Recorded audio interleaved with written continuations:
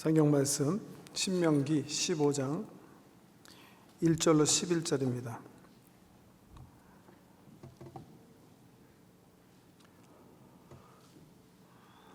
신명기 15장 1절에서 11절.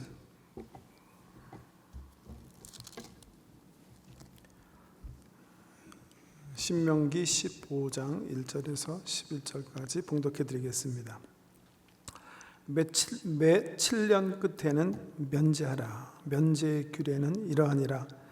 그의 이웃에게 꾸어준 모든 체주는 그것을 면제하고 그의 이웃에게나 그 형제에게 독촉하지 말지니 이는 여호와를 위하여 면제를 선포하였음이라.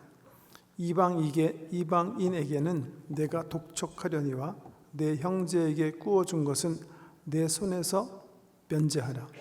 내가 만일 내 하나님 여호와의 말씀만 듣고 내가 오늘 내게 내리는 그 명령을 다 지켜 행하면 내 하나님 여호와께서 내게 기업으로 주신 땅에서 내가 반드시 복을 받으리니 너희 중에 가난한 자가 없으리라. 내 하나님 여호와께서 내게 허락하신 대로 내게 복을 주시리니 내가 여러 나라에 꾸어둘지라도 너는 꾸지 아니하겠고 내가 여러 나라를 통치할지라도 너는 통치를 당하지 아니하리라.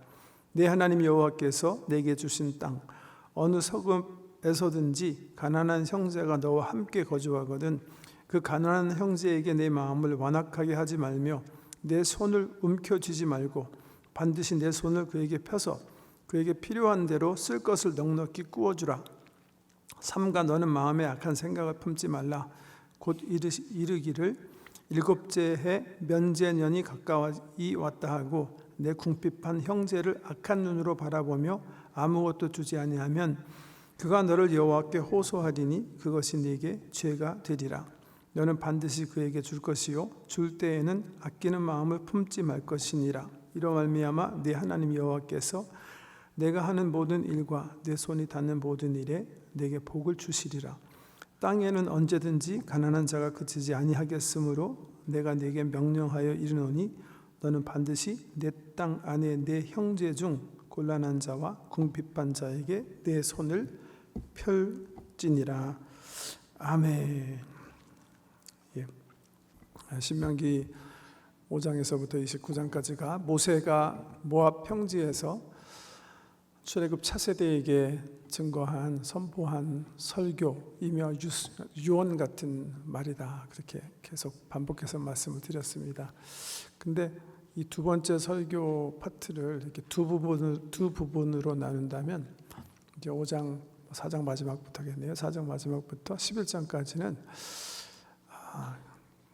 쉐마 들으라 이스라엘아 여호와 하나님은 오직 한 분 하나님이시니 너희가 마음을 다하고 뜻을 다하고 성품을 다하여 주 너희 하나님을 사랑하라 하신 것이라 하는 말과 십계명 이것을 반복해서 얘기하면서요. 5장에서 11절까지는 그러면서 또 무슨 말을 했냐면 내가 너희에게 곧 얘기할 규례와 법도를 잘 지켜 행해라. 그래야 하면 너희가 정말 큰 복을 받게 된다. 이 말을 이제 반복해서 해온 거예요. 그러면서 이제 12장에 들어가서는 본격적으로 11장까지 내가 이제 곧 이야기할 규례와 법도를 지켜야 된다 하는 그 율법과 규례에 대해서 이제 구체적으로 말하기 시작하는 거예요. 그래서 저희가 지금 지난 3, 4주 동안 읽어왔어요. 12장에 제일 처음 규례, 어떤 규례에 대해서 얘기했죠? 기억하세요? 예배에 대해서 했죠. 예배. 그 다음엔 뭐에 대해서 얘기한 거 기억나세요? 한번 보세요. 12장에는 예배, 13장에는 뭐죠? 여호와 신앙을 버리고 다른 신을 섬기자 하는 그런 이상한 사람들이 나타나고 다 돌로 쳐서 죽여라. 네 아이들이라도 전혀 긍휼을 베푸지 말고 다 제거해버려라. 여기 보세요.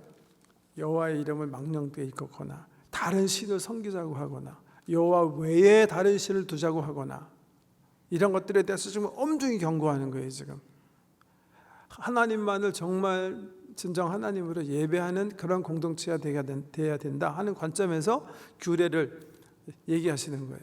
해야 할 그렇지 않을 경우에 어떻게 이스라엘 공동체가 대처해야 되는지 그 이야기를 쭉 해왔어요.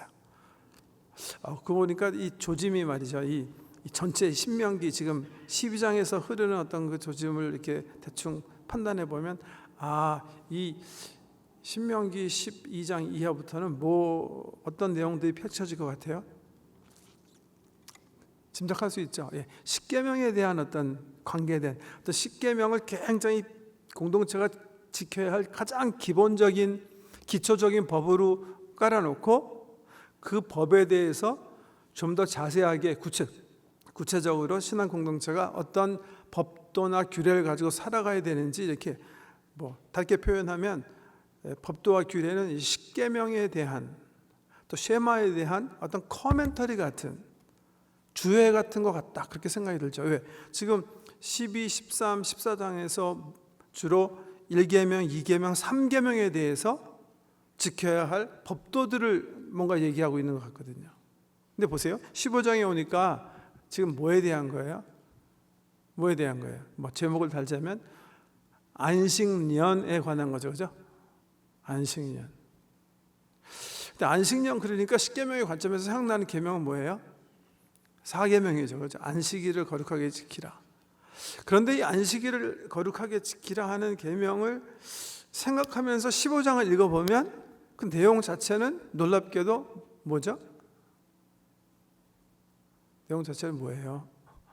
가난한 사람 도우라는 거잖아요. 가난한 사람에게 긍휼 베푸며 살라 아닙니까? 기본적으로. 그러니까 이 15장은요, 사실은 십계명의 관점에서 보면 뭐와 뭐를 이렇게 섞어내는 거예요. 4계명과 5계명에서 10계명까지. 1계명에서 4계명 우리가 주로 뭐라 그러죠? 하나님에 관한 계명이다 그렇게 얘기하고 5계명에서 10계명은 사람과의 관계된 개념이다 이렇게 얘기해요. 우리 예수님께서는 이걸 압축해서 말씀하시기를 그 성경의 그 구약에 있어서 가장 중요한 계명은 두 가지로 압축할 수 있는데 하나는 쉐마다 들으라 그거다.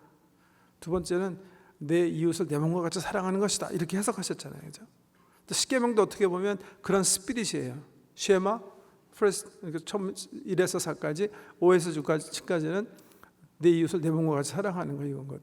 그런데 15장 보면 이렇게 그냥 크게 한번 생각해 보세요. 크게 생각해 보면 15장에 나오는 안식년 개념은 베이직하게 그거잖아요. 안식년이 되면 네가 어떤 사람이 네가 채주고 너한테 돈 꿔간 사람이 있으면 안식년이 되면 그냥 다 탕감해 줘라, 면제해 줘라. 그거예요. 이 계명의 어떤 스피릿을 이렇게 생각해 보면 이 4계명과 뭐예요? 5계명에서 10계명에서 얘기한 이웃사랑에 대한 어떤 그런 이 4계명부터 10계명까지의 그 주님의 명령을 이렇게 주해해 놓은 어떻게 보면 이웃사랑의 관점에서 신명기 15장은 구약시대 최고의 어떤 주회다 이렇게 볼 수 있는 어떤 이웃사랑의 어떤 상극을 표현하는 구체적인 규례다 이렇게 볼 수가 있는 거예요. 그 내용이 참 정말 굉장히 귀한데, 말씀드린 것처럼 이제 하나님께서 결정하신 7째 되는 때가 되면 채주는 채무자의 빚을 그냥 전액 면제해 주도록 되어 있는 법이에요. 그럼 다시 어떤 일이 일어나는 거죠? 8년째 되는 해에 다시 처음부터 다시 스타트하는 새로운 기분으로 이렇게 그 뉴 사이클을 이렇게 시작하는 그런 기분으로 8년째를 맞을 수 있도록 이스라엘 공동체 신앙 공동체가 7년 주기로 해서 빚에서 허덕이는 사람들이 빚에 억눌리지 않고 이렇게 새로운 사이클을 시작하는 그런 해로 이제 셀레브레이트하라 그런 명령을 주시는 거예요. 왜 이런 말 하라? 왜 이런 걸 하라 그러셨나? 여기 우리 오늘 본문이 11절까지 끊었는데요. 12절 이하에 보면 역시 이제 특별히 이제 안식년이 돼서 종사 이제 노예 삼은 사람들을 어떻게 해야 되는지 이제 말씀해 주세요. 채무 받은 거 면제해 주는 것 같이 노예된 사람 해방시키라는 그런 말씀인데 15절에 보면 왜 이스라엘 공동체가 그렇게 살아야 되는지 그 영적 베이스죠. 그 기초가 되는 말씀을 15절에 해놓는데 이렇게 얘기하고 계세요. 너는 애굽 땅에서 종되었던 것과 내 하나님 여호와께서 너를 속량하셨음을 기억하라. 그것으로 말미암아 내가 오늘 이같이 내게 명령하노라. 이게 이 면제년의 빚을 면제해주고 종들을 다시 노예됐던 데서부터 자유인으로 해방시켜주는 어떤 영적 근거예요. 두 가지 근거를 말씀하시는데 첫 번째는 애굽 땅에서 네가 종 되었던 것을 생각해 봐라 이렇게 말씀하고 계세요. 이 의미가 뭘까요? 왜 과거 출애굽 전 이스라엘 백성들이 종살이 하던 것을 기억하면서 이 면제년을 너희가 지켜라 그렇게 얘기할까요? 뭘 주님께서 말씀하시는 걸까요? 그건 굉장히 이런 것 같아요. 저는 그렇게 생각해요. 굉장히 이렇게 뭐 세상적인 어떤 이해일 수도 있겠는데요. 종 되었을 때 얼마나 이게 힘든 건지, 남의 밑에서 구속살이 하는 거, 종살이 하는 거, 돈을 많이 꿔가지고서는 빚에 허덕이는 것이 얼마나 힘든 것인지 너희가 살았던 그 시절을 다시 기억해내서 생각해보고 그 어려움에 처한 사람들을 불쌍히 여기는 마음으로 면제년을 해라. 그런 첫 번째 단서라면, 두 번째는 우리 하나님께서 내 하나님 여호와께서 너를 속량하셨음을 기억하라 이렇게. 두 가지 의미가 있다고 생각해요. 하나는 너희가 먼저 하나님의 은혜를 받았으니까 하나님께서 너를 종되었던 데서부터 거저 해방시켜 주셨으니까 그 은혜에 합당한 삶을 네가 살아야 되지 않겠는가? 이게 한 가지 의미라면요. 두 번째는 뭐죠? 주님께서 원하시는 바, 하나님의 형상으로 지음받은 우리가 어떻게 살기 원해요? 하나님처럼 살기 원하는 거예요. 그래서 그 하나님을 기억해라. 나를 기억해라. 나를 기억해라.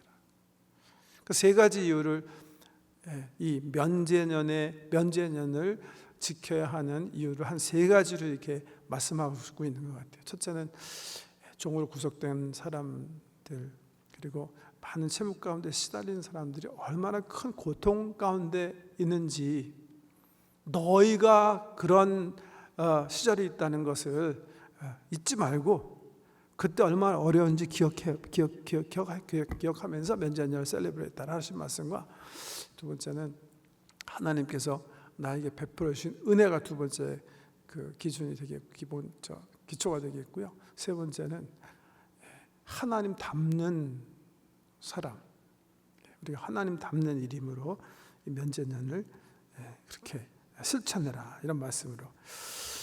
여기 또 하나 좀 이렇게 좀 우리가 살펴봐야 되는 단어가 면제라는 단어예요. 면제. 히브리어로 세미탁 이렇게 해서 세미탁 이렇게 됐는데요. 면제. 릴리즈해라 그랬는데, 그 릴리즈를 2절에 보면 이렇게 표현하고 있어요. 2절 다 읽어드릴게요. 면제 규례는 이러하니라. 그의 이웃에게 꾸어진 모든 체주는 그것을 면제하고 그의 이웃에게나 그의 형제에게 독촉하지 말지니, 그 다음에 뭐라 그랬어요? 이는 여호와를 위하여 면제를 선포하였음이니라. 여호와를 위하여 면제를 선포하였습니다. 여호와를 위하여 면제를 선포하였다. 이게 무슨 말인가요? 어떤 영어 성경에는 그러니까 release for God이 아니라 release for the Lord가 아니라 release to the Lord 이렇게 translate 됐어요. release to the Lord. 저는 이 트랜슬레이션이 안식일의 의미를 잘 이렇게 캡처했다, 표현하고 있다 이렇게 생각하는데요. 안식일이라는, 보세요. 하나님께서 창조하신 다음에 7일을 이렇게 제정하시고 그 시간을 거룩하게 하셨어요. 그리고 아무도 일하지 못하게 하셨어요. 그러면서 자기가 안식했기 때문에 모든 세상이 안식할 것을 명령하셨어요. 이 주의 날이라고 선포하셨어요. Day of the Lord. 그런 의미에서 릴리즈의 의미가 뭘까? 예, 여기 2절에서 표현하는 바 릴리즈 투 더 로드가 맞다는 거예요. 6일 동안은 우리가 주인인 것처럼 살아요. 7일 날은 릴리즈 시켜야 되는 거예요. 누굴 향해서? 하나님을 향해서. 릴리즈 투 더 로드예요. 하나님께서 주신 물질을 가지고 내가 축적이 됐기 때문에 가난한 사람들에게 구워줬어요. 내 것처럼. 근데 7년이 되면 어떻게 해요? Let go of it. 그 빚을 이 손을 놓으라는 거예요. Release, let go. 누굴 향해서? 하나님을 향해서요. 왜? 하나님 것이기 때문에. 이게 안식의 의미예요. 안식의 의미. 밭도 마찬가지예요. 이 면제년 하기 전에 출애굽기 23장 한번 열어보세요. 면제년에 또 이스라엘 백성이 지켜야 되는 것이 거기 나와 있는데, 출애굽기 23장 10절 말씀. 면제년이에요. 이거도요. 안식년. 출애굽기 23장 10절. 너는 6해 동안은 너의 땅에 파종하여 그 소산을 거두고 7째 해에는 갈지 말고 묵혀두어서 내 백성의 가난한 자들이 먹게 하라. 그 남은 것은 들짐승이 먹으리라. 내 포도원과 감람원도 그리할지니라. 이 면제년에 사람들은 뭘 할 수 없어요? 밭을 갈지 못해요. 밭을 그냥 남겨둬야 돼요. 그리고 갈지 않는 밭에서 나는 그런 곡식들은 누가 차지하게 해라? 내 백성의 가난한 자들이 먹게 해라. 그 남은 것은 들짐승이 먹게 해라.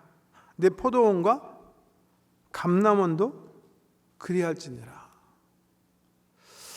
왜 여기 묵혀두라 하는 단어가 역시 이 릴리즈라는 단어와 같은 그 히브리어 원어인데요.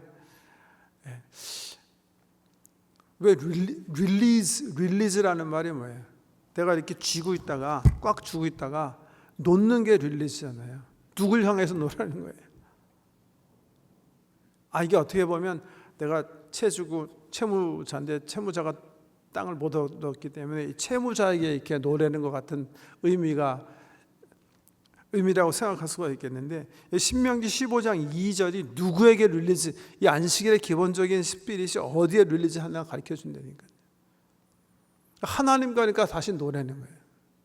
하나님께서 백성들을 위해서 분배해 준 땅이기 때문에 다시 하나님을 향해서 네 것 같이 움켜졌던 것을 그냥 놓아라 하는 그런 의미의 안식일이고 안식년이다.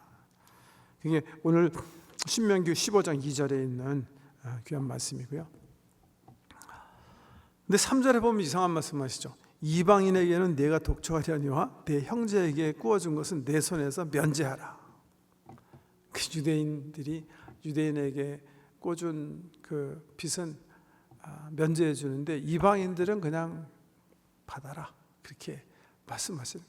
굉장히 우리 하나님이 야박하신 것 같은데, 이방인, 우리 이방인이니까 왜 이런 말씀하셨을까? 왜 그럴 것 같아요? 숨은 뜻이 있어요. 사실은요. 뭔지 아세요? 안식년을 오른쪽 뇌를 가지고 묵상해 보세요. 안식년 딱 되면 이스라엘 백성들은 뭐 하지 못하냐고요? 밭에 나가서 일하지 못해요. 그냥 내버려 둬야 돼요.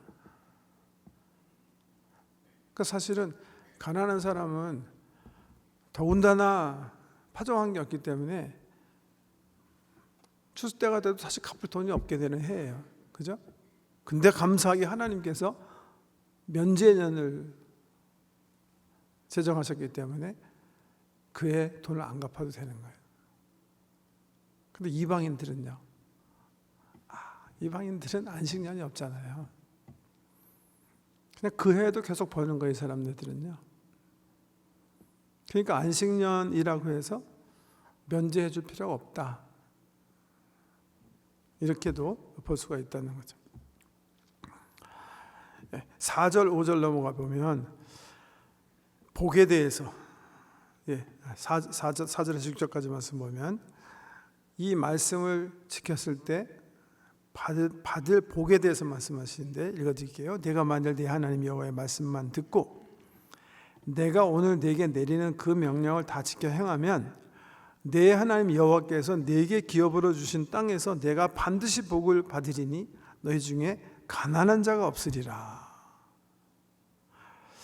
내 하나님 여호와께서 네게 허락하신 대로 네게 복을 주시리니 네가 여러 나라에 꾸어줄지라도 너는 꾸지 아니하겠고 내가 여러 나라를 통치할지라도 너는 통치를 당하지 아니하리라. 이렇게 얘기하셨어요.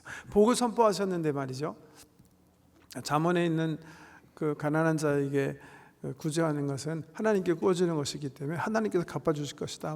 그런 여러 의인의 자식이 거식하는 것을 보지 못했고 이런 모든 어떤 구제에 대한 그 은총들은 한 개인이 하나님 말씀대로 살려고 몸부림칠 때 하나님께서 개인적으로 주시는 복을 얘기했기 때문에 여기 선포된 복은 개인적이기보다는 굉장히 공동체적이죠. 그죠? 그 공동체가 이 신앙 공동체가 이런 복을 받게 된다 이렇게 선포하셨어요. 내가 만일 네 하나님 여호와의 말씀만 듣고 내가 오늘 네게 내리는 그 명령을 다 지켜 행하면 네 하나님께서 내게 기업으로 주신 땅에서 내가 반드시 복을 받으리니 너희 중에 가난한 자가 없으리라. 또 여러 나라의 너희가 이제 부강한 나라가 되어서 꾸어주는 나라가 될 것이다. 경제적으로 굉장히 윤택한 그런 나라가 될 것이다. 굉장히 공동체적으로 해서 처음에 4, 5절 보면 좀 아이러니컬한 게 있죠. 보세요. 뭐가 전 아이러니라고 생각하냐면 하나님의 백성들이 말이죠. 가난한 분들이 계셔가지고 하나님 명령대로 면제전을 철저하게 지켰어요. 그래서 다시 빚을 다 그냥 완전히 탕감해 줬어요. 그렇게 되면 어떻게 하겠다? 하나님께서요 그 나라를 복되게 하셔서 어떻게 하시겠다? 뭐예요? 가난한 자가 얻게 하시겠다. 그럼 어떻게 되는 거죠? 사실 면제법이 필요 없게 된단 말이에요. 이게 아이러니예요. 아이러니가 아니라 비유티죠, 비유리. 그냥 나라가 함께 부강하게 된다는 거예요. 그래가지고 돈 꿀 사람이 없어지는 거예요. 그러니까 이거 하나님 법대로 살면 이거 우리가 계속 이거 7년마다 그냥 빚 그냥 떼먹혀 가지고서 가난해지면 어떡할까? 그럼 걱정할 필요가 없는 거예요. 왜? 하나님께서 복을 주셔가지고 이 면제법대로 살면 이 정신대로 살면 그 땅에 가난한 자가 없게 하시겠다 이렇게 말해요. 그러니까 사실은 더 면제할 사람이 점점 줄어들다가 없어지는 거예요.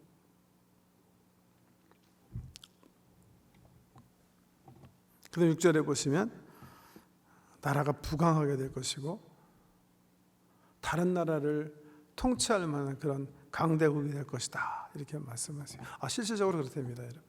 지금도요 이렇게 여러분 가난한 나라 가보잖아요.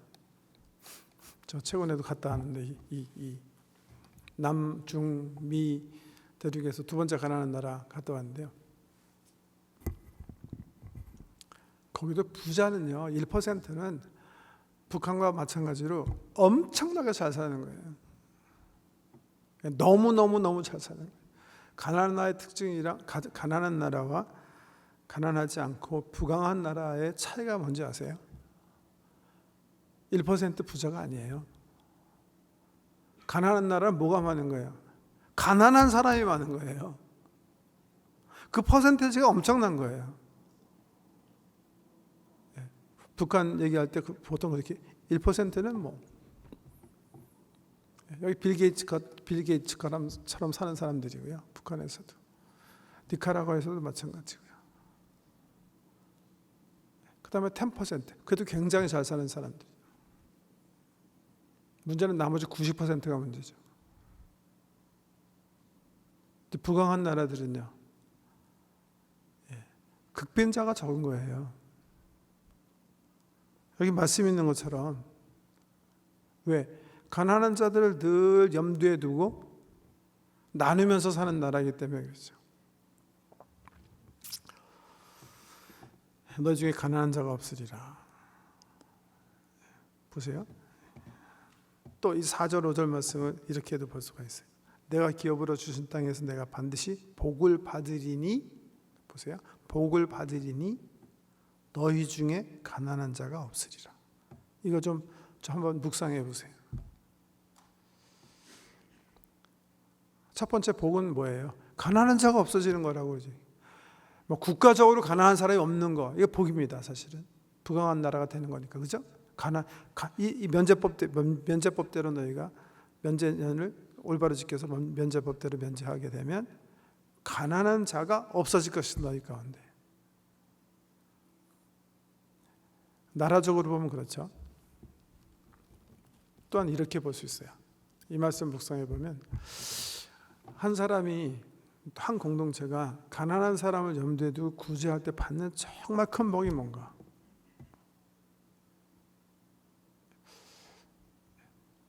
제가 우리 구제 헌금할 때마다 지적하는 거지만 아마 최고의 복은요, 첫째는 그냥 가난한 사람이 빵을 먹게 된다는 거예요.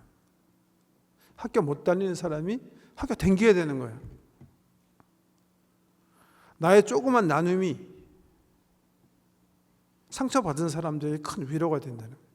힘들게 무슨 장애가 있어서 어렸을 때부터 돈 많이 들이면서 마음고생하는 사람들이 우리의 작은 사랑 때문에 위로를 얻는다는 거예요. 응원을 받는다는 거예요. 어떤 아이가, 볼리비아에 있는 아이가 우리가 조금 생각했기 때문에 중국에 있는 아이가 기죽지 않고 학교에 다닐 수 있다는 거예요. 더 이상 가난한 사람으로, 불쌍한 사람으로, 억울함을 당한 사람으로 살지 않는다는 거예요. 그게 없어진다는 거예요. 그것 자체가 복이라는 거죠. 그게 4절 5절 말씀의 영적인 의미라고 생각해요.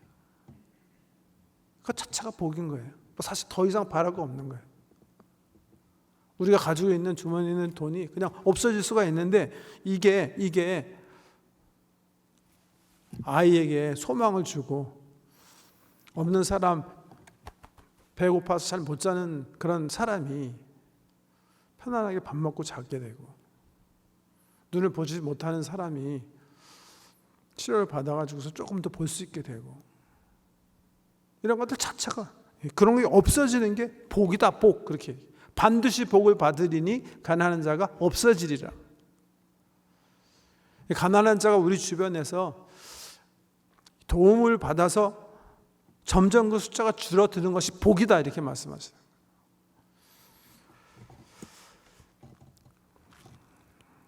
첫째로 이하에 보면요, 태도에 대해서 말씀하세요. 가난한 자들을 어떤 태도를 가지고 우리가 섬겨야 되는지 얘기하시는데, 7절 이하 11절 그리고 뭐 15절 그 앞에도 나온 단어인데, 가난한 자를 표현할 때 신명기 기자가 어떤 단어를 사용하는지 보세요.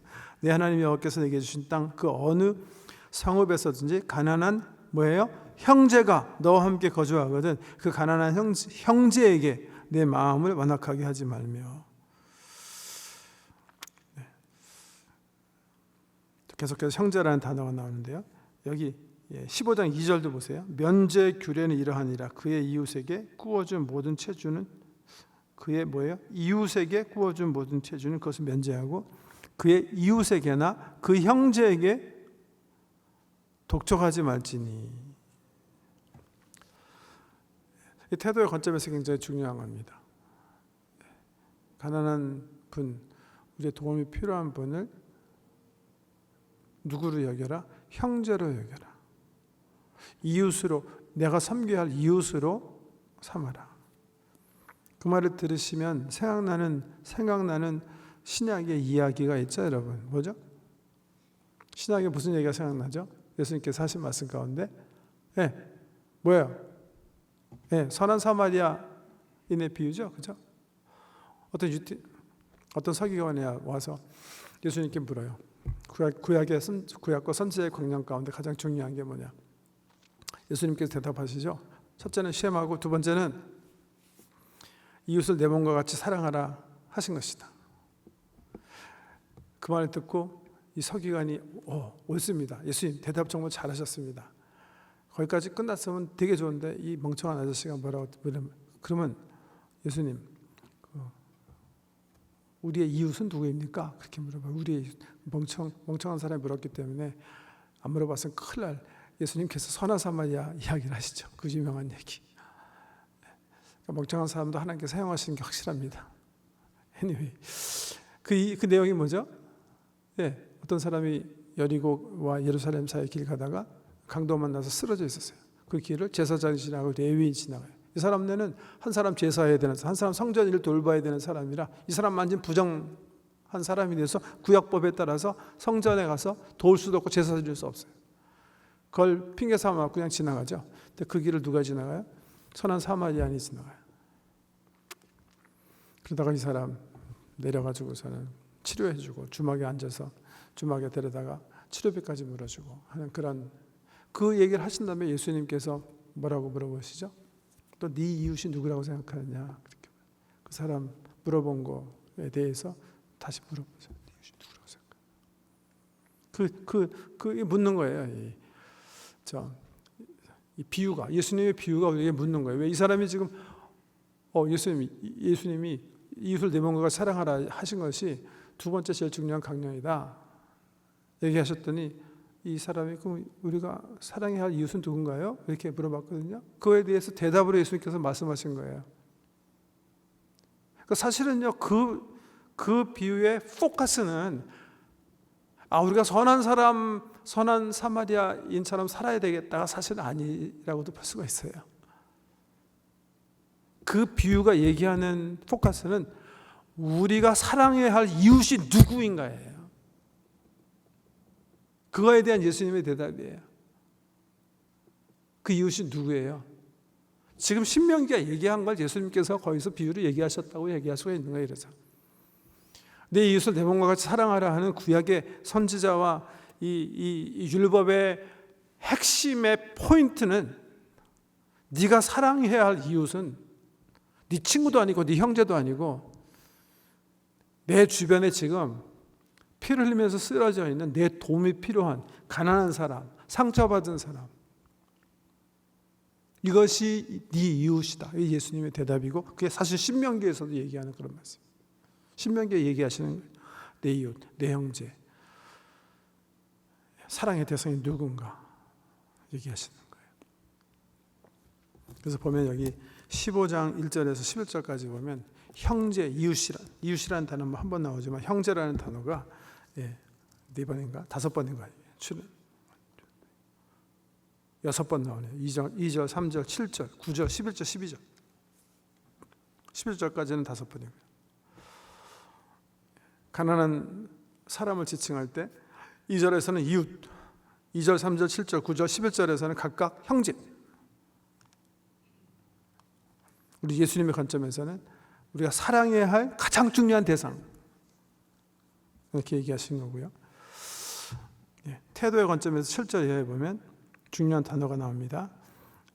자, 읽겠습니다. 네 하나님 여호와께서 내게 주신 땅 어느 성읍에서든지 가난한 형제가 너와 함께 거주하거든 그 가난한 형제에게 그 다음 내 마음을 완악하게 하지 말며 내 손을 움켜쥐지 말고 반드시 내 손을 그에게 펴서 그에게 필요한 대로 쓸 것은 뭐예요? 넉넉히 구워주라.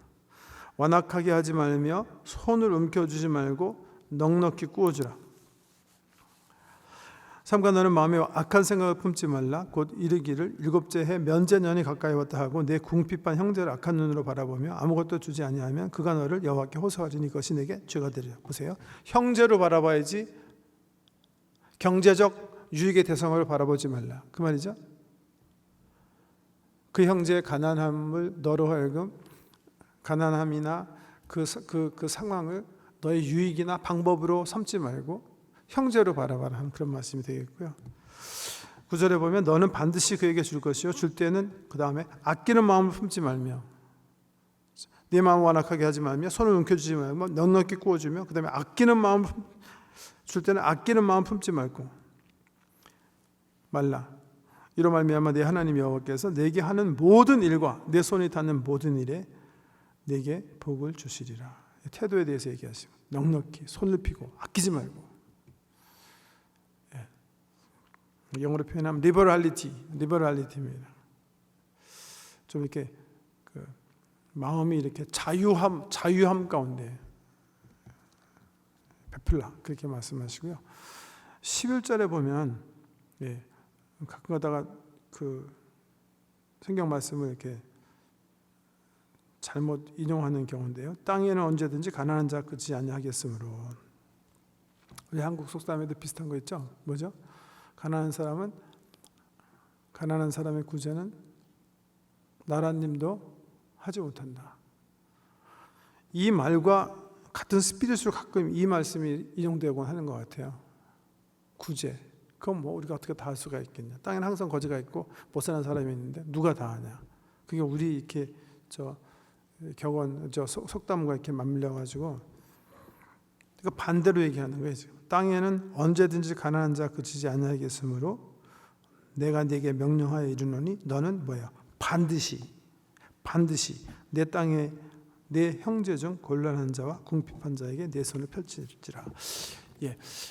이게 기본적으로 이제 이 안식년에 대한 규례인데요. 우리가 이제 신명기 하면서 신명기 이런 규례들이 지금 우리한테는 없잖아요. 뭐 농경사회 사는 것도 아니고 지금 뭐지? 신약 시대니까 어떻게 이걸 풀어나가야 되지? 이런 퀘스천을 하게 되는데 뭐 굉장히 어려운 그런 문제라고 생각을 합니다. 이게 결코 쉬운 일은 아닌데요. 우리 예수님께서 이 안식일에 대해서 얘기하신 거 우리가 전번에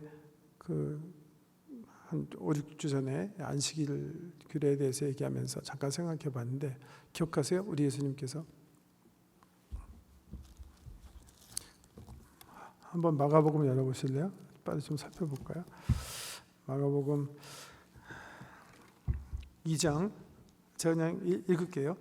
안식일에 예수께서 밀밭 사이로 지나가셨을 때 그의 제자들이 길을 열며 이삭을 차리니 바리새인들이 예수께 말하되 보시오 저들이 어찌하여 안식일에 하지 못하는 일을 하나이까. 예수께서 이르시되 다윗이 자기와 및 함께한 자들이 먹을 것이 없어 시장한 때에 한 일을 읽지 못하였느냐.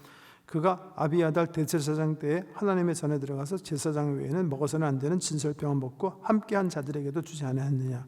그 다음에 이렇게 또 이르시되 안식일이 사람을 위하여 있는 것이요 사람이 안식일을 위하여 있는 것이 아니니. 그렇게 얘기하세요.